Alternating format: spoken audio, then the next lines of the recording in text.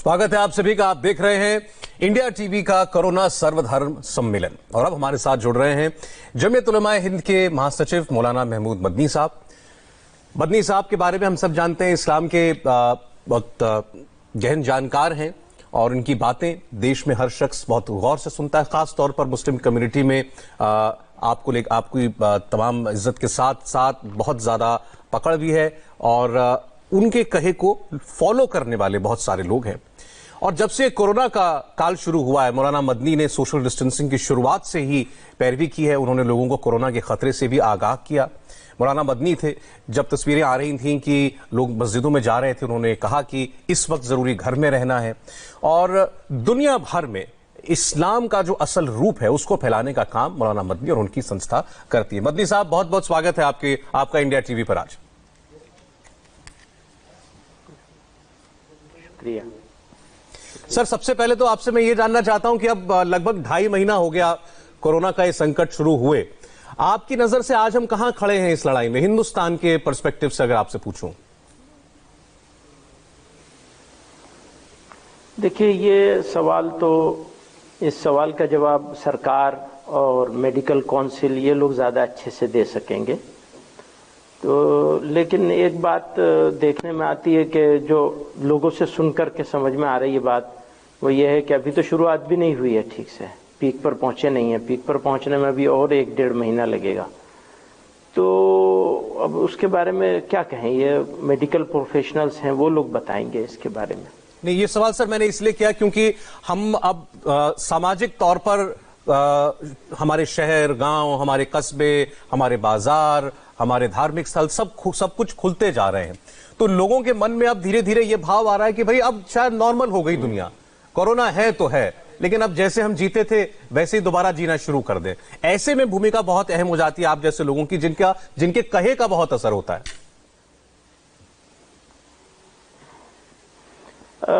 ठीक है ये बात आपकी कि असल खतरा तो अब शुरू हुआ है मेरे हिसाब से, और असल एहतियात की ज़रूरत भी अभी है। तो जो डॉक्टर हम लोगों को, मेडिकल प्रोफेशनल्स जो सजेस्ट करें, हमें उसे स्ट्रिक्टली फॉलो करना चाहिए। हमारी कोई बीमारी हमको लगती है तो हमें डॉक्टर कहता है कि मिर्च नहीं खानी है या फला चीज़ नहीं खानी है, तो हम एहतियात करते हैं ना।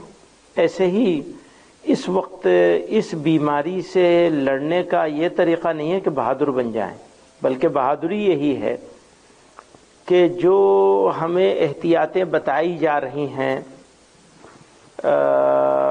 मेडिकल प्रोफेशनल्स के ज़रिए से, हमें उसे मानना चाहिए।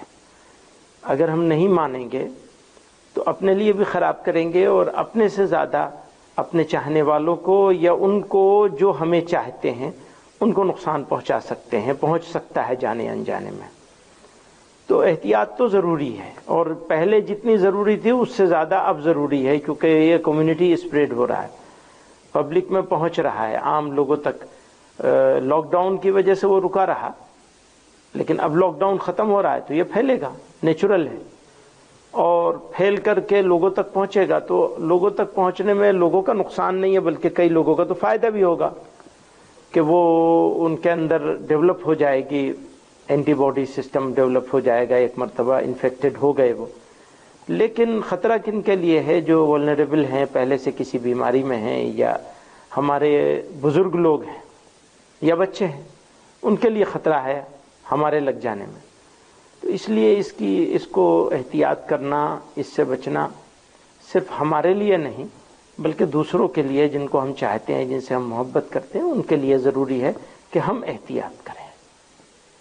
सर, वैसे एहतियात सबने बरता और इसी 2-2.5 महीने के अंदर बड़े बड़े त्यौहार भी आए अलग अलग धर्मों के। हिंदू धर्म में नवरात्र गुजर गया, रामनवमी गुजर गई, रमजान गुजर गया, ईद गुजर गई। लोगों ने माना कि सोशल डिस्टेंसिंग जरूरी है। अब मंदिर, मस्जिद, गिरजे, गुरुद्वारे सब खुल गए हैं, तब तस्वीरें आ रही हैं, भीड़ लग रही है, लोग पहले की तरह पहुंचना शुरू हो गए हैं। तो उस पर आपका क्या कहना होगा? खास तौर पर मस्जिदों में अभी लोग जाएंगे, मंदिरों में भी जा रहे हैं, लेकिन जो शुक्रवार की नमाज होती है, जुम्मे की नमाज होती है, बड़ी तादाद में लोग जाते हैं। कई लोग दिन में 5 दफे नमाज पढ़ते हैं, वो बार बार मस्जिद जाते हैं। क्या आपकी सलाह होगी उनको? نہیں، مسجد میں تو جانا ہی چاہیے، لیکن جو سوشل ڈسٹینسنگ کا اصول ہے، ماسک لگانے کا اصول ہے، نیم ہے، ہاتھ کو دھونے کا نیم ہے، اس کو فالو کریں اور جائیں. جانے سے روکنا مناسب نہیں ہے، لیکن جائیں تو سوچ سمجھ کر کے جائیں اور فالو کریں نیم کو. مان لیجئے مسجد میں ڈسٹینس کے ساتھ اگر آپ کو جگہ فل ہو گئی ہے تو آپ اب واپس آ جائیے اور دوسری جماعت کر لیجئے جمعہ کی. لیکن آپ خود سے اپنی احتیاط کریں گے تبھی کام چلے گا. سرکاری ڈنڈا کب تک چلے گا؟ وہ تو ٹھیک ہے، سرکار نے تو کھول دیا ہے سب چیزوں کو، بازاروں کو، مالز کو، ساری چیزوں کو کھول دیا ہے، پر خود سے جو احتیاط ہوگی اس کا زیادہ فائدہ ہوگا بنسبت سرکاری احتیاط کے. سر آپ کو لگتا ہے کہ یہ پریکٹیکل ہے مسجدوں میں خاص طور پر کہ آپ جو یہ 2 گز کی دوری کا منتر دیتی ہے سرکار، کہ وہ 2 گز کی دوری کیا واقعی میں مسجد میں نماز پڑھتے ہوئے یا جب وہاں جمع ہو رہے ہیں وہاں پر اس کو فالو کیا جا سکتا ہے؟ ہاں بالکل کیا جا سکتا ہے. جب ٹرینوں اور جہازوں میں تو کچھ مینٹین ہو ہی نہیں رہا ہے. آپ دیکھ رہے ہیں فلائٹیں سب بغیر سوشل ڈسٹینسنگ کے جا رہی ہیں، ٹرینیں بغیر سوشل ڈسٹینسنگ کے جا رہی ہیں. آپ ہی بکنگ کر رہے ہیں، آپ ہی سب سیٹیں الاٹ کر رہے ہیں لوگوں کو، بیچ میں کوئی سوشل ڈسٹینس کا کوئی اہتمام نہیں کر رہے ہیں. اب مسجد میں البتہ خود سے کرنا ہوگا تو لوگوں کو کرنا چاہیے. لوگ اگر نیت کر لیں گے تو ہو جائے گا کامیاب، اور کہیں کہیں ٹوٹے گا بھی تو ٹھیک ہے، اب کیا کریں، ایسے ہی ہے. اب تو دنیا ایسی ہی چلے گی نا. اور یہ 2-4-10 دن کی بات نہیں ہے، مہینوں کی بات ہے، آگے بھی ہو سکتا ہے سال لگ جائے. تو کب تک کریں گے اور کروائیں گے لوگوں سے؟ بالکل بالکل. تو یہ بات آپ نے بالکل ٹھیک کہی کہ تو کا اور احتیاطیں جو ڈاکٹر بتا رہے ہیں، جو ڈاکٹر لوگ احتیاط جتنی بتا رہے ہیں اتنی احتیاط تو کرنا لازم ہے، وہ کرنی ہی چاہیے. آپ کا جو ایک میسج ابھی تک گیا ہے وہ میرے خیال سے گھر گھر پہنچنا چاہیے کہ اب سرکاری ڈنڈے سے ہر چیز نہیں ہوگی. ہر چیز کے لیے سرکار آپ کو بار بار کوئی قانون بنا کر کے دے، اس سے نہیں ہوگا. اب آدمی کو خود ہی جاگروک ہو کر کے، بہت ہو گیا، سب لوگ سمجھ چکے ہیں اس کے خطروں کو، اس سے بچنے کے طریقے بھی سب جانتے ہیں. تو اب چاہے آپ کسی دھارمک استھل میں جا رہے ہیں، چاہے بازار مال میں جا رہے ہیں، آپ کو پتا ہے آپ کو کیا کرنا ہے. سر ایک خطرہ دوسرا اس کورونا کال میں بہت بڑا دکھائی دیا، وہ افواہ کا تھا، افواہ کا.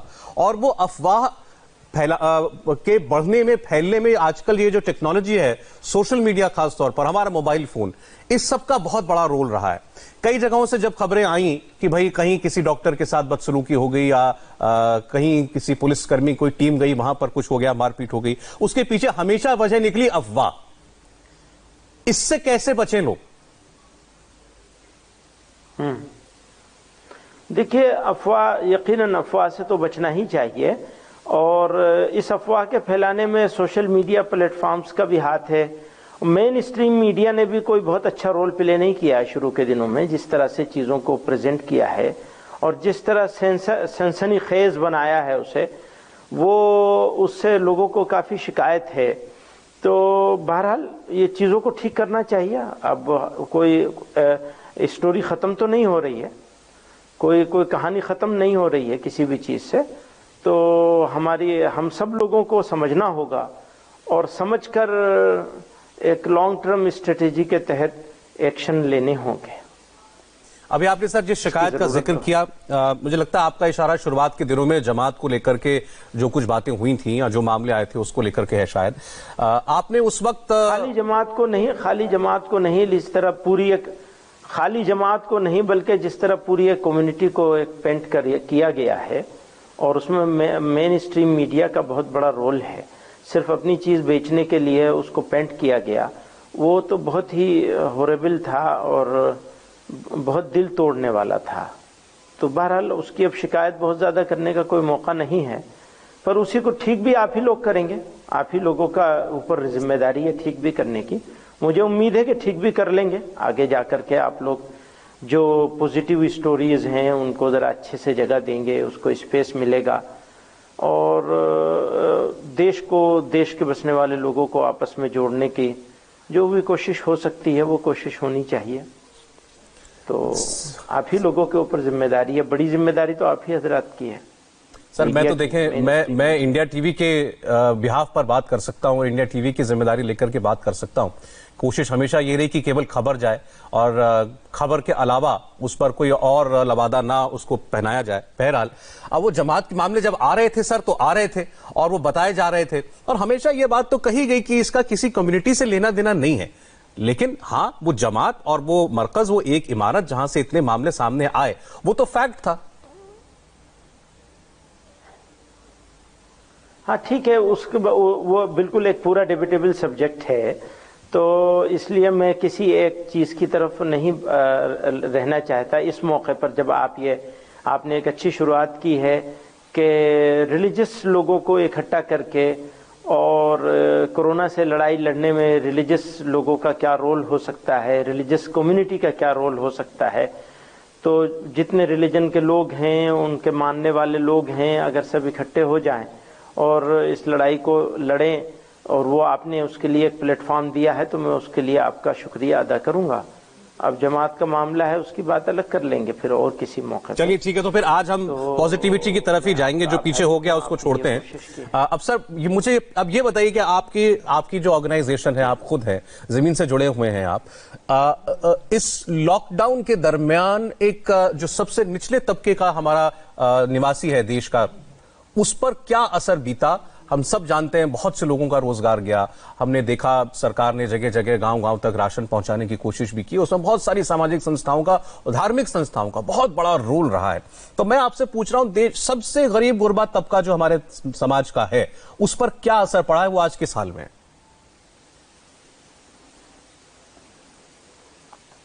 سب سے زیادہ مشکل تو اسی بیچارے کی ہے, بلکہ اب تو نوبت یہاں تک پہنچی ہے کہ middle class, lower middle class خاص طور سے اس تک بھی اثر پہنچ گیا ہے, کیونکہ روزگار چھن گئے ہیں, بیٹھ کر کے کھا رہے ہیں.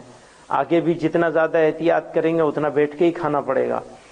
تو اور ایک وہ سیکشن ہے جس کے بارے میں آپ کہہ رہے ہیں کہ اس کا بیچارے کا کوئی اپائے ہی نہیں ہے کہ وہ باہر نکلے اور نکل کے کچھ کمائے, اور ابھی کمائی کا موقع نہیں ہے. تو وہ تو سخت مشکل میں ہے, اور اس کی مشکل دور نہیں ہو سکتی اس وقت تک جب تک وہ ان سارے نیموں کو الگ نہ رکھ دے. الگ رکھے گا تبھی بیچارہ کمائی کر سکے گا, اور اگر وہ احتیاط بھی ساتھ میں رکھے اور کمائی بھی کرنا چاہے تو کافی مشکل ہوگا اس کے لیے. اور یہ پوری چین ہے, اب وہ چین جڑے گی, جڑتے جڑتے ہوگی تو کافی مشکل میں آئیں گے لوگ. ابھی بھی مشکل میں ہے سخت, کروڑوں لوگ ایسے ہیں جن کو دونوں ٹائم کھانا نہیں مل رہا ہے آج بھی. تو یہ مشکل تو ہے. اب اس مشکل کو سرکار کا, ذمہ داری تو سرکار کی ہوتی ہے, لیکن مجھے ایک بہت ہی افسوس کے ساتھ کہنا پڑ رہا ہے کہ مزدور کو جو مصیبت آئی ہے مزدور کے اوپر, اس میں ذمہ داری جتنی سرکار کی ہے اس سے زیادہ سماج کی ہے. اگر سماج نے اس ذمہ داری کو نبھایا ہوتا تو لوگوں کو پیدل جانے کی ضرورت نہ پڑتی کہ ہم ایک روٹی ہم خود کھاتے, ایک روٹی اپنے پڑوس میں رکشے والے کو کھلاتے. تو اسے کیا ضرورت تھی کہ وہ دلی سے یا بمبئی سے مائیگریٹ کرے یا سورت سے مائیگریٹ کرے. تو ہم نے, سوسائٹی نے, سماج نے اپنی ذمہ داری کو پورا نہیں کیا ہے. سماج گنہگار ہے اس کے لیے. یہ صحیح ہے کہ سماج کو بھی انداز نہیں تھا کہ اس طرح کی صورتحال ہوگی, شاید سرکار کو بھی انداز نہیں تھا, کیونکہ ایک چیز ہوتی ہے جو کبھی کبھی کرنا پڑتا ہے. یہ تو شاید پوری سویلائزڈ ہسٹری میں کبھی اس طرح لاک ڈاؤن ہوا نہیں ہوگا.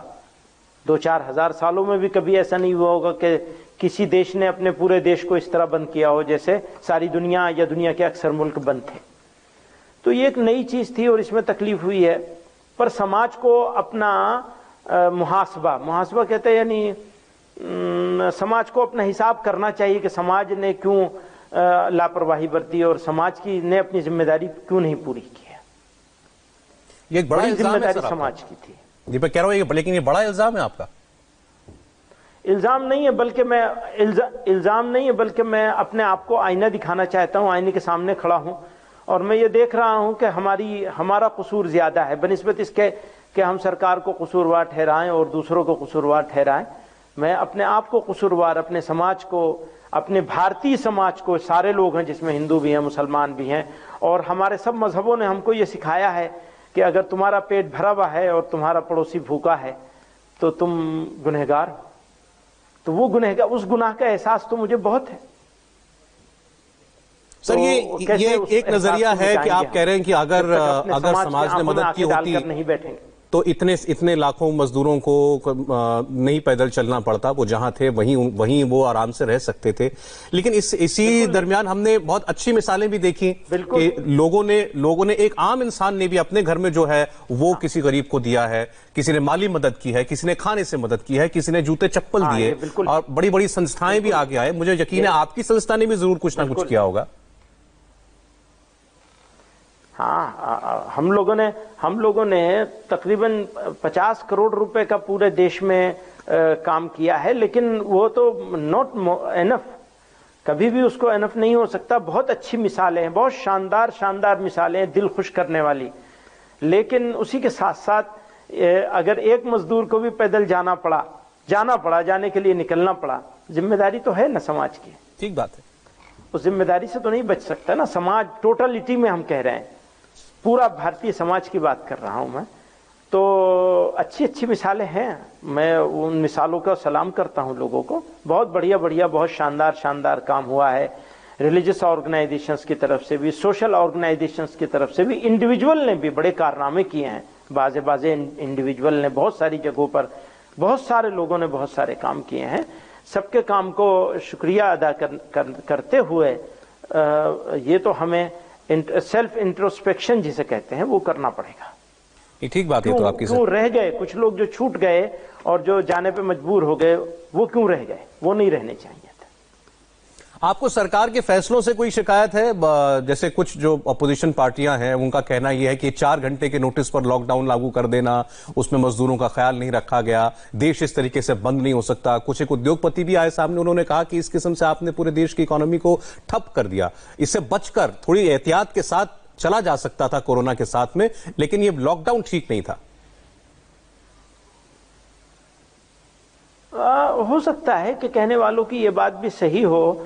تو جب بھی کوئی کام کیا جاتا ہے تو اس کے دونوں پہلو ہوتے ہیں، اچھے بھی ہوتے ہیں، کچھ برے بھی ہوتے ہیں، تکلیف بھی ہوتی ہے، برائی بھی آتی ہے، اچھائی بھی آتی ہے. تو یہ سب محاسبہ ہونا چاہیے. لیکن جس طرح کا یہ آفت ہے، جس طرح کی یہ مصیبت ہے، تو میں نہیں سمجھتا کہ اس کو اس لحاظ سے دیکھا جانا چاہیے. ہاں، غلطیاں تو ہوئی ہیں، اور کوئی دوسرا ہوتا تو شاید اس سے بھی زیادہ غلطیاں ہوتی اس سے. تو اب اس کو ناپنے کا کام تو جیسے اکانومی کی بات ہے، تو میں اکانومی کا آدمی نہیں ہوں. تو انڈسٹری والے ہی بتائیں گے یا اکانومی سے کے فیلڈ والے لوگ بتائیں گے کہ اس سے اچھا کیا ہو سکتا تھا. ہو سکتا ہے کچھ اچھا ہو سکتا ہو، لیکن بہرحال یہ ایک ضرورت تھی اور ساری دنیا کر رہی تھی اس کو. اور اتنے بڑے ملک میں جس طرح سے یہ کیا گیا اس کے فائدے بھی ہوئے ہیں. تو ایسا بالکل فائدے سے خالی نہیں ہے. ہم نے بہت ساری چیزیں سیکھنے کا موقع مل گیا، کھڑے ہونے کا موقع مل گیا، اس کو ڈیل کرنے کا موقع مل گیا. اس کے ذریعے سے لوگوں کو اویئر کرنے کا موقع مل گیا، جو اویئرنیس نہیں تھی اس وقت جب لاک ڈاؤن کیا گیا، کیسے بچاتے. لیکن بہرحال اب ہو سکتا ہے کہ اس کا لوگ ایسا سمجھ رہے ہوں کہ کوئی فائدہ نہیں ہے، اور ہو سکتا ہے یہ بات صحیح بھی ہو ان کا سوچنا. لیکن جو آدمی بیٹھا ہوا ہے اور جس کو کرنا ہے اس کو تو کچھ کرنا ہی تھا نا، ورنہ بعد میں یہ کہتے کہ یہ کیا نہیں، یہ کر دیتے تو بہت اچھا ہوتا. تو کہنے کی بات ہے، تو ٹھیک ہے. ٹھیک ہے سر ایک سوال آج ہم جو بھی ہمارے اس پلیٹ فارم پر آ رہے ہیں دھرم گرو، ان سے ہم پوچھ رہے ہیں. میرا آپ سے بھی یہ سوال ہے، اس کی سیکھ کیا ہے؟ کورونا کی سیکھ کیا ہے؟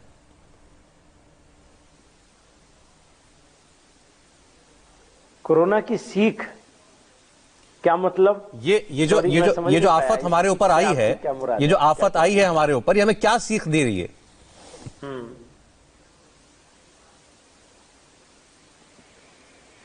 سیکھ کیا دے رہی ہے یہ تو ابھی جب چلی جائے گی جب پتہ چلے گا. ابھی تو شروع ہی ہے، ابھی شروعات ہے. لیکن یہ کہ دھرم جو ہے، مذہب جو ہے، وہ لوگوں کو مضبوطی دیتا ہے. تو ہمارا کہنا یہ ہے کہ اس مشکل سے گھبرانا نہیں چاہیے، اس کو فیس کرنا چاہیے. کہ جس کو نہیں ہوا ہے وہ احتیاط کرے، جس کو ہو گیا وہ ڈرے نہیں. کیونکہ بہت ساری موتیں ڈر کی وجہ سے ہوتی ہیں، یا تکلیف زیادہ ہو جاتی ہے آدمی کی ڈر کی وجہ سے. اور ایک بات اور میں جو اب تک سیکھا ہے وہ یہ کہ یہ موقع ہے قربانی دینے کا. تو دیش میں قربانی دینے والے لوگ اور قربانی کے جذبے کے ساتھ آگے بڑھنے والے لوگ بہت بڑی تعداد میں موجود ہیں.